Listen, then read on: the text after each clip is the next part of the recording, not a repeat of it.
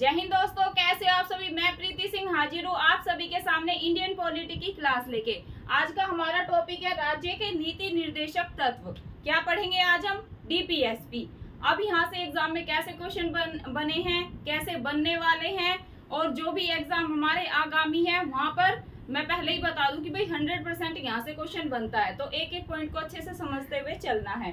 पहला क्वेश्चन कैसे बनता है कि भाई जो डीपीएसपी है, राज्य के नीति निर्देशक तत्व हैं, वो संविधान के कौन से भाग में दिए गए हैं। आपको ऑप्शन देंगे भाग 1 में, बी देंगे भाग 2 में, सी देंगे भाग 3 में, डी देंगे भाग 4 में। तो आप सभी ध्यान में रखेंगे भाग 4 में। किसमें? भाग 4 में संविधान के राज्य के नीति निर्देशक तत्व दिए गए हैं। पहला क्वेश्चन तो हमारा यही तैयार हो गया। देन अगर आपसे पूछ ले कि भाई जो राज्य के नीति निर्देशक तत्व है वो संविधान के कौन से अनुच्छेद में है, या कहां से लेकर कहां तक संविधान में राज्य के नीति निर्देशक तत्व दिए गए हैं, तो आप सभी क्या ध्यान में रखेंगे कि भाई 36 से लेकर 51, क्या 36 से लेकर 51 तक राज्य के नीति निर्देशक तत्व दिए गए हैं। देन क्वेश्चन कैसे बना है, ये क्वेश्चन पे आप 3 स्टार लगा लेंगे इस पॉइंट पे। ये कई बार स्टेट लेवल पीसीएस में क्वेश्चन पूछा जा चुका है, और भी कॉम्पिटिटिव एग्जाम में मैंने यहाँ से क्वेश्चन देखा है। जो डीएसएसबी पीजीटी के एग्जाम होते हैं ना, टीजीटी के, वहां पर भी स्टूडेंट्स यहाँ से क्वेश्चन बना है। कैसे क्वेश्चन बना है? राज्य के जो नीति निर्देशक तत्व है वो कौन से देश के संविधान से प्रेरित है। क्या क्वेश्चन बनता है? जो डीपीएसपी है, अपने राज्य के नीति निर्देशक तत्व है, वो किस संविधान के, मतलब किस देश के संविधान से प्रेरित हैं। तो आप सभी क्या लगाएंगे? आप लगाएंगे आयरलैंड। क्या? आयरलैंड। आपको 3-4 ऑप्शन में देंगे, ऐसे दे देंगे। फर्स्ट दे देंगे यूएसए के संविधान से प्रेरित है, बी दे देंगे फ्रांस के संविधान से प्रेरित है, सी दे देंगे कि भाई आयरलैंड के संविधान से प्रेरित है, डी आपको दे देंगे कि ऑस्ट्रेलिया के संविधान से प्रेरित है। तो आप सभी आंसर क्या लगाएंगे? आप लगाएंगे कि भाई आयरलैंड के संविधान से ये प्रेरित है। चलिए, ये हमारे 3 क्वेश्चन अच्छे से तैयार हो गए। कई बार यहाँ से क्वेश्चन बने हैं। अब नेक्स्ट पे मूव करते हैं पॉइंट पे, और देखते हैं क्या यहाँ से क्वेश्चन बने हैं या नहीं। नेक्स्ट पॉइंट है कि भाई प्रवृत्ति कैसी है। जो राज्य के नीति निर्देशक तत्व हैं, इनकी प्रवृत्ति कैसी है, इनका जो नेचर है वो कैसा है, नेगेटिव है या पॉजिटिव है। तो आप सभी स्टूडेंट ध्यान में रखेंगे जो इनका प्रवृत्ति है, जो इनका नेचर है वो कैसा है, ये है पॉजिटिव, मतलब कि सकारात्मक। कैसा है? आपको ऐसे देंगे कि भाई इनका जो प्रवृत्ति है ये नकारात्मक है, ये सकारात्मक है। तो आप सभी क्या आंसर लगाएंगे कि भाई ये पॉजिटिव है, ये सकारात्मक है। चलिए नेक्स्ट पॉइंट जो कि काफी महत्वपूर्ण है, आप ध्यान में रखेंगे जो राज्य के नीति निर्देशक तत्व है ये गैर न्यायोचित है। कैसे है?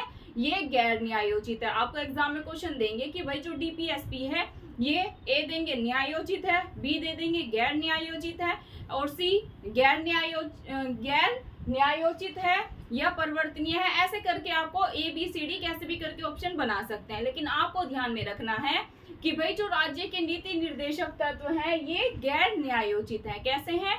ये है गैर न्यायोचित। ये चीज आप अच्छे से माइंड में बैठा लेंगे। देन अब भाई ये गैर न्यायोचित क्यों है ये भी आपको पता होना चाहिए। तो आप सभी ध्यान में रखेंगे इन्हें न्यायालय द्वारा लागू नहीं कराया जा सकता। जो अपने डीपीएसपी हैं, राज्य के नीति निर्देशक तत्व हैं, ये गैर न्यायोचित इसलिए हैं क्योंकि इन्हें न्यायालय के द्वारा लागू नहीं कराया जा सकता। और जो अपने फंडामेंटल राइट है, मौलिक अधिकार हैं, जो कि हमने पढ़े हैं, वो कैसे हैं? वो न्यायोचित है। वो कैसे हैं? न्यायोचित है, क्योंकि उन्हें न्यायालय में परिवर्तित कराया जा सकता है, वो चेंज हो जाते हैं।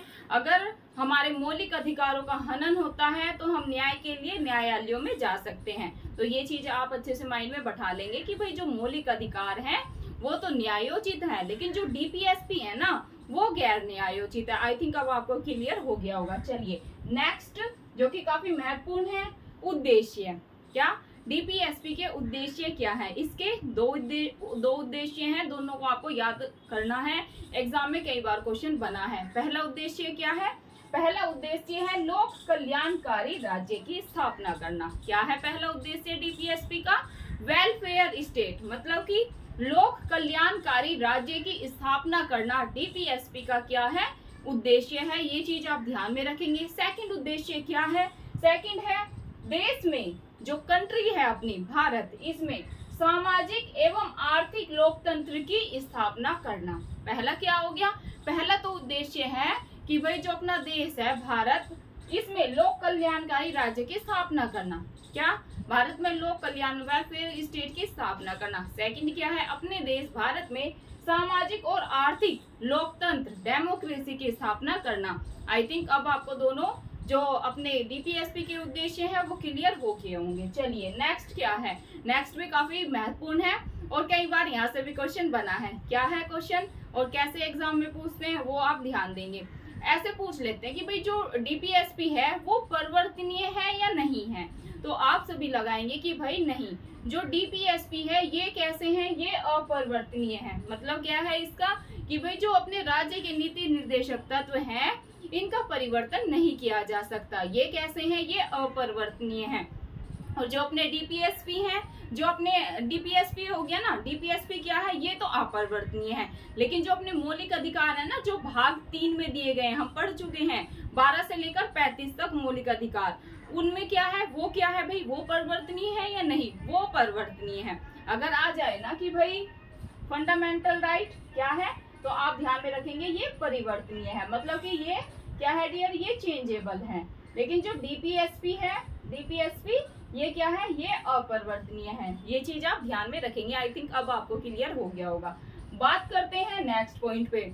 और यहाँ से भी यूपीपीसीएस में डायरेक्ट क्वेश्चन बना था। क्वेश्चन कैसे बना था कि भाई जो राज्य के नीति निर्देशक तत्व हैं क्या ये वाद योग्य हैं? या सेकंड आ जाए ये वाद योग्य नहीं है, तो आप क्या लगाएंगे डियर? आप सभी को एग्जाम में लगा के आना है कि भाई जो डीपीएसपी है, राज्य के नीति निर्देशक तत्व है, ये वाद योग्य नहीं है। क्या?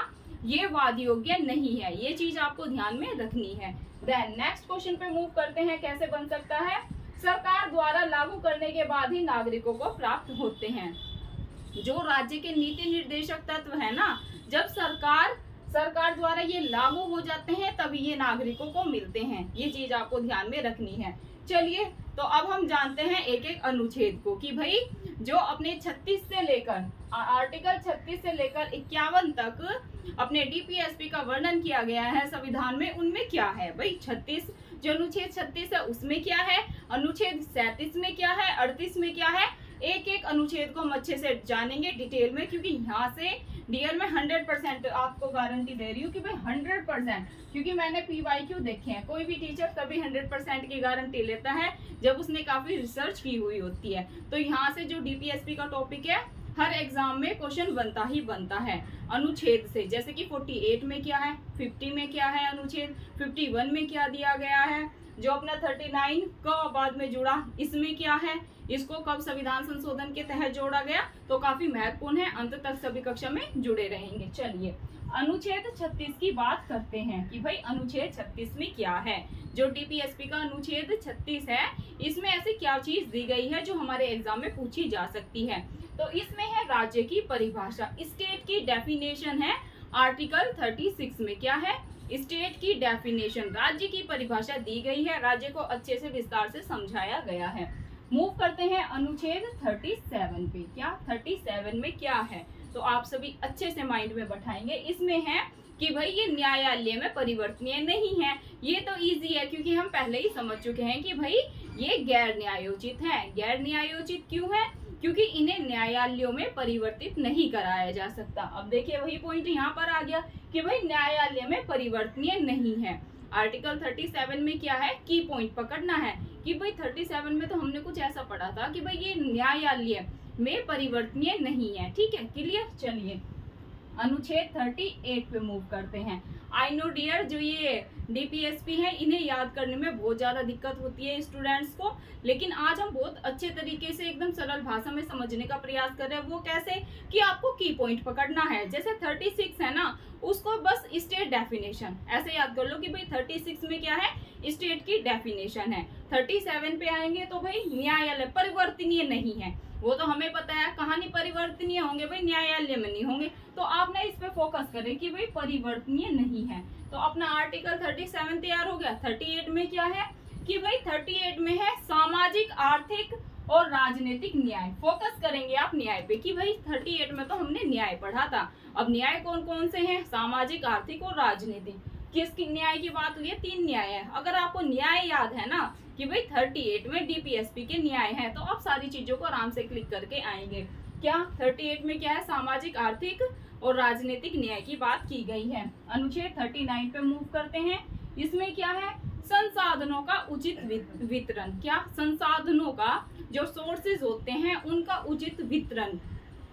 समान कार्य के लिए समान वेतन प्लस समान कार्य के लिए समान वेतन। मेल फीमेल जो समान वर्क करते हैं किसी भी प्लेस पे, जैसे कि हम किसी प्राइवेट जॉब कर रहे हैं, ठीक है, तो वहां पर एक काम है, जैसे कोई भी ले लो, अगर हमारा फील्ड का काम है, वही वर्क जो एक लड़का कर रहा है, कई बार ये हो जाता है ना कि भाई फील्ड वर्क है और लड़के ज्यादा मेहनत करते हैं तो उन्हें ज्यादा सैलरी दी जाएगी, लड़कियों को कम दी जाएगी, तो ऐसा नहीं होगा। समान अगर उनका कार्य है तो ये जो भी कंपनी है उसका दायित्व बनता है कि उन्हें समान वेतन वो उनको दे, ठीक है। तो इसमें क्या है? सिंपल याद करें, कोई भी समान कार्य है XYZ, चाहे वो गवर्नमेंट सेक्टर में है चाहे वो प्राइवेट। गवर्नमेंट सेक्टर में तो ऐसा नहीं होता है, वहां तो समान कार्य के लिए समान वेतन ही है, लेकिन प्राइवेट सेक्टर में कई बार डिस्क्रिमिनेशन, भेदभाव हो जाता है, लेकिन ऐसा नहीं हो सकता है अनुच्छेद 39 के तहत। इसमें क्या है कि भाई एक तो समान वितरण की बात है और सेकंड क्या है? समान कार्य के लिए इक्वल वर्क इक्वल सैलरी, इसकी बात हुई है। चाहे फिर वो प्राइवेट सेक्टर हो, जैसे बिल्डिंग वगैरह बनती हैं और अगर एक महिला मजदूरी कर रही है ना, ईंट ढो रही है, फॉर एग्जाम्पल लेके चल रहे हैं हम, भाई वो मेहनत कर रही है, ईंट ढो रही है, और जो पुरुष है वो भी ईंट ढो रहा है, तो इस आधार पर भेदभाव नहीं होगा कि भाई ये थोड़ा मतलब जैसे उसने 10 ईंट उठाई सर पे और वो 12 उठा रहा है, तो कि भाई वो 12 उठा रहा है, उसका काम ज्यादा हो गया तो भाई उसको ज्यादा सैलरी, थोड़ा बहुत चलता है, लेकिन मेहनत तो दोनों बराबर कर रहे हैं ना, तो समान कार्य है उनका, मजदूरी का ही काम है, तो उन्हें समान कार्य के लिए समान वेतन ही देगा ठेकेदार। ये नहीं कि भाई पुरुष ज्यादा ऐसे मानते कि भाई ज्यादा मेहनती होते हैं टाइप, उसको ज्यादा देंगे, और एक महिला क्योंकि वो एक महिला है उसको अगर वो पुरुष को 100 रुपए दे रहा तो महिला को 80 देगा, ऐसा भेदभाव नहीं चलेगा। तो क्या? समान कार्य के लिए समान वेतन। अब आप याद रखेंगे, ऐसे एग्जाम्पल सामने लिख सकते हैं, अच्छे से आप याद कर पाएंगे और एग्जाम में क्लिक कर पाएंगे। चलिए अनुच्छेद 39 क पे मूव करते हैं। इसमें क्या है? इसमें है समान अवसर के आधार पर न्याय देना। क्या है? समान अवसर के लिए, जो समान अपॉर्चुनिटी होती है उसके लिए उसी आधार पर समान न्याय देना। ये किस में है? ये 39 क में है। ये बाद में जोड़ा गया, अगर पूछ ले आपसे कि भाई 39 क कब संविधान में जोड़ा गया, तो ये जोड़ा गया था 42वें संविधान संशोधन 1976 के तहत। कब जोड़ा गया? 42वें संविधान संशोधन 1976 के द्वारा इसको संविधान में जोड़ा गया था। मूव करते हैं नेक्स्ट पे, जो कि काफी महत्वपूर्ण है, 3 स्टार सभी लगा लेंगे स्टूडेंट्स। इसमें क्या है? इसमें बात हुई है पंचायत की। किसकी बात हुई है? पंचायत की। अगर आ जाए ना अनुच्छेद 40 और आपको 3-4 ऑप्शन देंगे, ऐसे दे देंगे, राज्य की परिभाषा दी गई है अनुच्छेद 40 में, बी दे देंगे न्यायालयों में परिवर्तनीय नहीं है, आपको सी दे देंगे, ऐसे दे देंगे समान अवसर के आधार पर न्याय देना, और डी दे देंगे पंचायत। तो आप सभी क्या लगाएंगे कि भाई अनुच्छेद 40 में है पंचायतों का वर्णन। किसका? पंचायत का वर्णन है। वो किस लेवल पे? ग्राम स्तर पर होती है ना पंचायत, आप सभी ने देखा होगा, जैसे यूपी, हरियाणा, राजस्थान, यहाँ पर क्या चलती है? पंचायत व्यवस्था चलती है, ठीक है। तो पंचायत का चुनाव भी होता है हर 5 साल में। तो ग्राम स्तर पर पंचायत की बात कहाँ पर की गई है? अनुच्छेद 40 में। और आगे तो हम पंचायत का जब टॉपिक पढ़ेंगे ना तो डिटेल में जानेंगे चीजों को। चलिए अनुच्छेद 41 में क्या है? अनुच्छेद 41 में है कुछ दशाओं में काम पाने का अधिकार। क्या है डियर? इसमें अनुच्छेद 41 में है कुछ दशाओं में काम पाने का अधिकार, ठीक है, राइट टू वर्क, ये ध्यान में रखेंगे। शिक्षा तथा लोक सहायता प्राप्त करने का प्रभावी उपबंध, इसमें एजुकेशन की बात है और लोक सहायता प्राप्त करने के लिए प्रभावी उपबंध इसमें शामिल है। नेक्स्ट पे मूव करते हैं। अनुच्छेद 42 में क्या है? अनुच्छेद 42 में है कार्य न्याय संगत हो प्लस मानवीय दशाएं होनी चाहिए। क्या है? अनुच्छेद 42 में एक तो कार्य जो है वो मतलब न्याय योग्य हो, क्या? न्याय संगत हो। वो कैसे? जैसे कि प्लस मानवीय दशा हो। आप किसी फैक्ट्री में काम कर रहे हैं तो वो फैक्ट्री ऐसे नहीं कि भाई वहां पर सांस लेने की भी जगह ना हो, किसी इंसान को हानि हो जाए, उसकी डेथ हो जाए, तो जो कार्य है ना वो मानवीय होनी चाहिए, उनकी मानवीय दशाओं को देख के उनके लिए कुछ फैसिलिटी भी होनी चाहिए, ठीक है। आई थिंक आप समझ गए होंगे। चलिए नेक्स्ट पे मूव करते हैं। अनुच्छेद 43 इसमें क्या है, निर्वाह मजदूरी। क्या है इसमें, है निर्वाह मजदूरी। कुटीर उद्योग आ जाए ना और निर्वाह मजदूरी आ जाए तो आप क्या लगाएंगे 43। गांधी जी ने कुटीर उद्योग को काफी बढ़ावा दिया था ना, तो ये कौन से में है आर्टिकल 43 में है, ये चीज आप ध्यान में रखेंगे। देन अनुच्छेद 44 काफी इजी है। 4 + 4 = वैसे तो 8 होता है 44, लेकिन यहाँ पर है 44। अनुच्छेद 44 में क्या है, समान नागरिक संहिता, तो आराम से याद हो जाएगा। 4 + 4 44 = मतलब कि बराबर समान नागरिक संहिता। अब आप नहीं भूलेंगे, ऐसे करके एग्जाम्पल से आप याद कर सकते हैं। चलिए अनुच्छेद 45 में क्या है, इसमें है 6 वर्ष से कम आयु वाले बच्चों के लिए, जिनकी एज 6 वर्ष से कम है, उन बच्चों की शिक्षा, जो एजुकेशन है और जो हेल्थ है, इसका प्रावधान सरकार करेगी। क्या है, काफी महत्वपूर्ण है, कई बार एग्जाम में रिपीट हुआ है स्टेट लेवल पीसीएस में। क्या है, 6 वर्ष से जो कम एज के बच्चे हैं उनकी हेल्थ का और एजुकेशन का प्रावधान कौन करेगी, ये दायित्व है किसका, अपनी गवर्नमेंट का। देन ये प्रावधान कब किया गया, ये चीज काफी महत्वपूर्ण है कि भाई 6 वर्ष से कम जो आयु के बच्चे हैं इनकी एजुकेशन और हेल्थ का प्रावधान सरकार करेगी। ऐसा कब से स्टार्ट हुआ या कौन से संविधान संशोधन के तहत इसको जोड़ा गया, तो आप सभी ध्यान में रखेंगे। इसका प्रावधान किया गया 86वें संविधान संशोधन सन 2002 के तहत। ये जो अनुच्छेद है काफी महत्वपूर्ण है और जो इसका संविधान संशोधन है ये भी काफी महत्वपूर्ण है। अगर एग्जाम में आ जाए ना, अच्छे से समझिएगा, अगर ऐसे आ जाए 6 वर्ष से कम आयु के बच्चे के लिए एजुकेशन और हेल्थ की जिम्मेदारी गवर्नमेंट की होगी, ऐसा कौन से संविधान संशोधन के तहत किया गया, तो आप क्या लगाएंगे 86वें संविधान संशोधन सन 2002 के तहत ऐसा किया गया। चलिए नेक्स्ट में मूव करते हैं, जो कि है अपना अनुच्छेद 46। इसमें क्या है, इसमें है अनुसूचित जाति।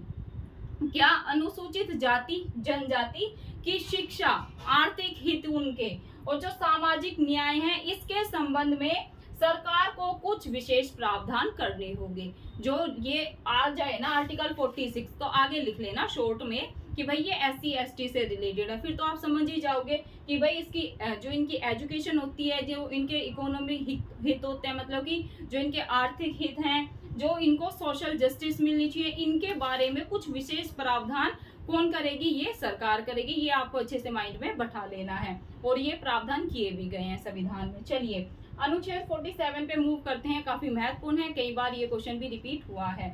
ये है मद्य निषेध। अगर आ जाए ना कि भाई मद्य निषेध की बात कौन से आर्टिकल में की गई है, तो आप सभी क्या लगाएंगे, आप लगाएंगे 47 में। किस में की गई है, 47 में।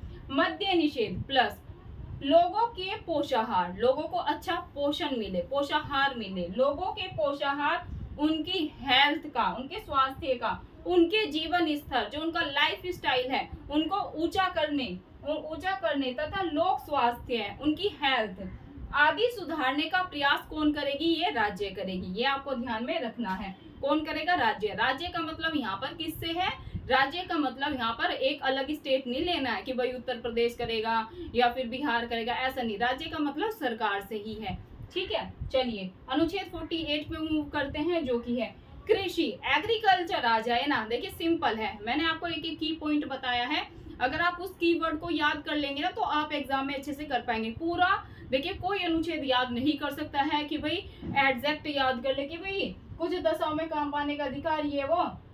और अगर हम यहाँ देखें कि भाई समान अवसर के, मैंने यहाँ पर वैसे छाट के ही लिखे हैं, मैंने की पॉइंट लिखे हैं। अगर आप ये याद कर लेंगे ना कि भाई मैंने तो पढ़ा था कि पंचायत ग्राम स्तर पर होते हैं, पूरा डिटेल में लिखने की जरूरत नहीं है, हम सभी में कॉमन सेंस है, हमें पता है कि भाई जो पंचायत है वो ग्राम स्तर पर ही है, ठीक है, शहरों में तो है नहीं, है ना, सिंपल है। तो ये कौन से आर्टिकल में, ये 40 में। तो आपको की पॉइंट पकड़ना है, तभी आप एग्जाम में कर पाएंगे, क्योंकि डीपीएसपी मुझे भी पता है याद करना बहुत ही हार्ड होता है, स्टूडेंट को याद नहीं होता है, लेकिन यहाँ से क्वेश्चन बनता है। जो मैंने आपको की पॉइंट बताए हैं उसको ही लिख लोगे ना, सिंपल। आप जैसे ये है भाई 36 है तो राज्य परिभाषा, सिंपल है, एग्जाम में आगे तो हम क्लिक कर देंगे।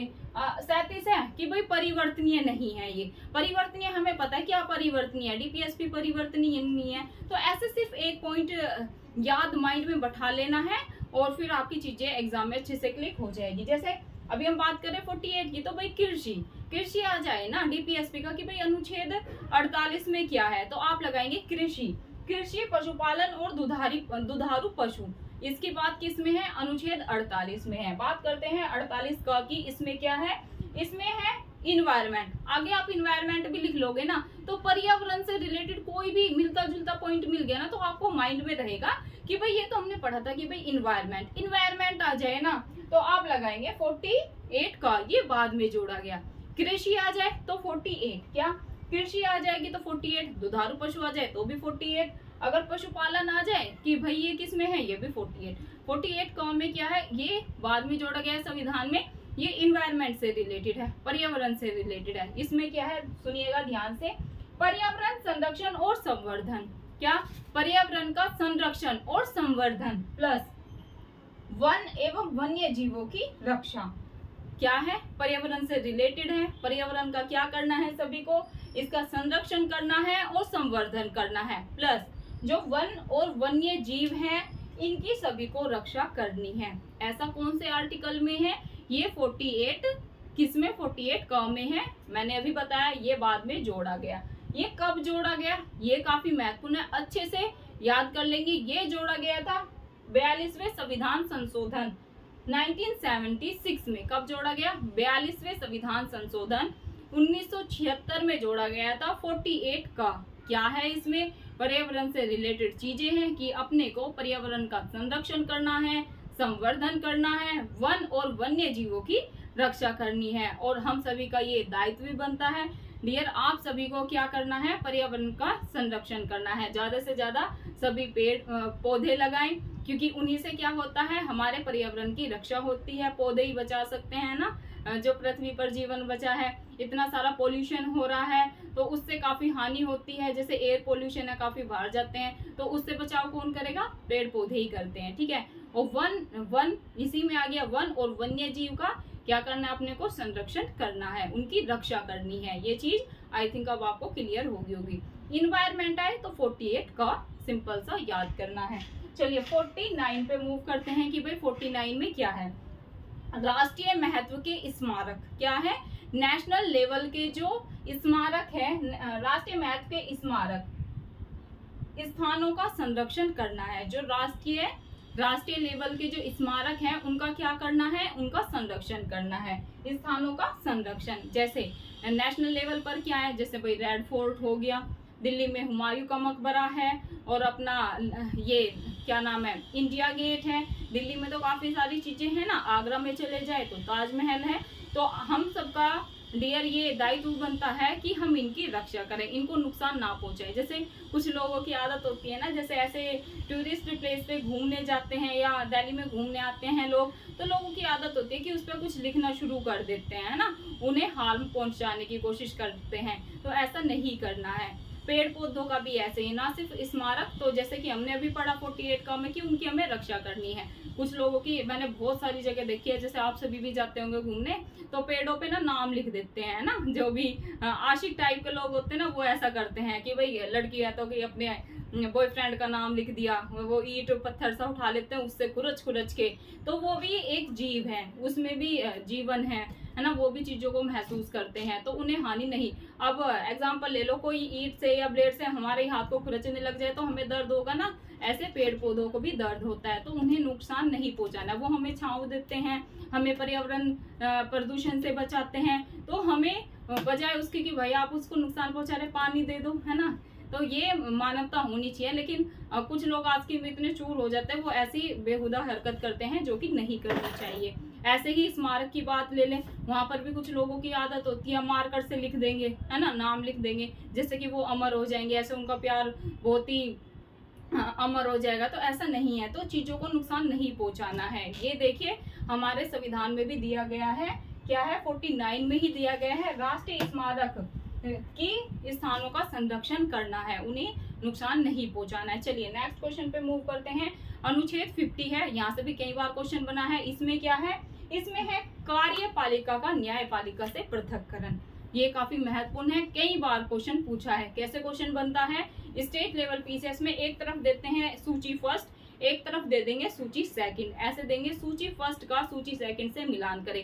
अभी हमने जितने अनुच्छेद करे हैं, जैसे 48 दे देंगे एक साइड, इधर लिख देंगे कि भाई पर्यावरण से रिलेटेड है ना, राज्य की परिभाषा, और एक तरफ आर्टिकल एक तरफ डिटेल में चीजें लिखी होंगी। तो आपको मिलान करना है। अगर ऐसे आ जाएगा कि भाई कार्यपालिका का न्यायपालिका से पृथक्करण, तो अगर हमें याद होगा कि भाई ये तो अनुच्छेद 50 में है, तभी तो हम क्लिक कर पाएंगे, तभी तो हम मिलान कर पाएंगे।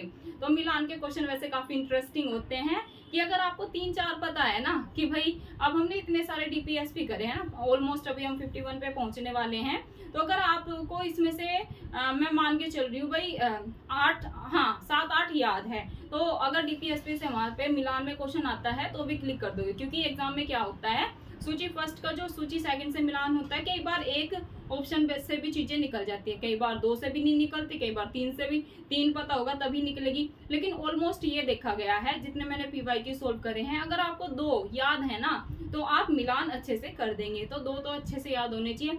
2 याद करने के लिए आपको इनमें से कम 6 DPSP याद होने चाहिए, उनके अनुच्छेद याद होने चाहिए। अभी अनुच्छेद 50 है, तो इसको याद कैसे करेंगे कि भाई राज्य जो कार्यपालिका है उसका न्यायपालिका से पृथक्करण है। इजी तरीका यही है।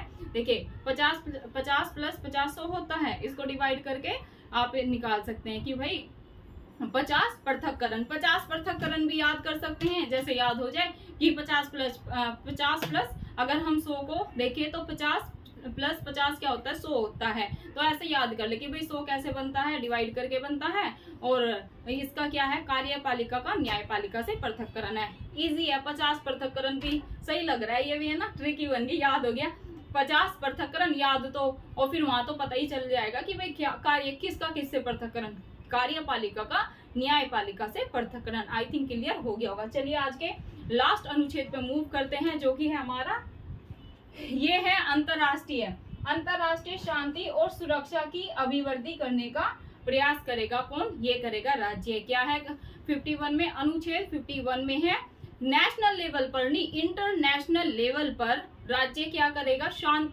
शांति और सुरक्षा की अभिवृद्धि करेगा। ये चीज आपको ध्यान में रखनी है।